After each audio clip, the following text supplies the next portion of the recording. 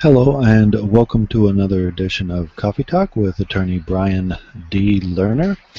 I've had several videos on capacity and whether or not you can tell whether someone has testamentary capacity and what the laws and so forth.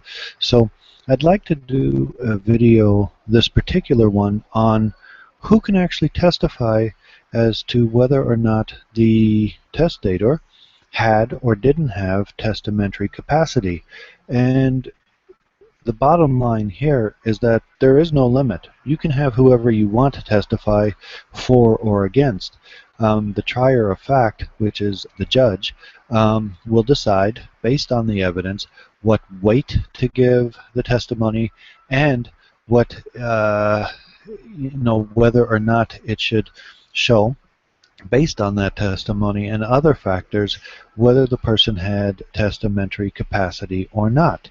So for example, you can have psychologists and psychiatrists testify, and you know how the law is, depending how vigorously the case is being fought, I'm sure that you'll be able to find a psychologist and psychiatrist who will testify on one side that the person did have testamentary capacity, and then the other side will likewise get an equally qualified psychologist and psychiatrist who will testify on the other side that the person did not have testamentary capacity. Now, obviously, if the testator was seeing a psychologist or psychiatrist, and that person had personal knowledge of the testator, not just reading a file and making a professional analysis, that would probably have more weight than just having a stranger, expert, testify. Now, in regards to that, the attorney who drafted the will or the trust, that attorney can actually testify on behalf of the testator as well. And actually, there's case law out there that when an attorney testifies who drafted the actual documents, that it's given great weight, because the reality is when the attorney is drafting it, there has to be multiple conversations with the person, there has to be questionnaires, documents requested, there has to be clarifications given as to what they want.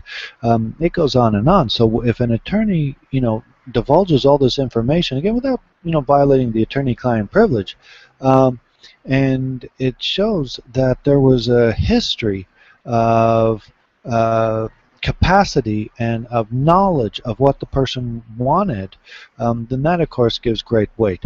On the other side, let's say that the sister of the testator had everything taken away from her, didn't get a penny, and now is testifying that the testator had no testamentary capacity, didn't know what she was doing when she took everything away from her. Well, obviously, that's not going to have a lot of weight, because you have essentially some person who thought they were going to get a house and 4 diamond rings when in fact what they actually got was nothing.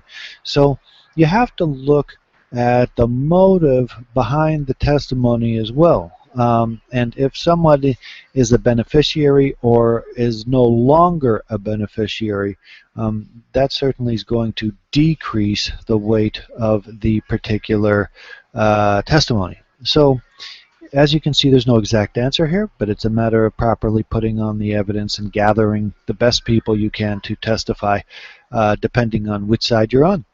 Okay, if you like the video, click like, subscribe. You can also call my office anywhere in California for a free consultation. Okay, more in the coming videos.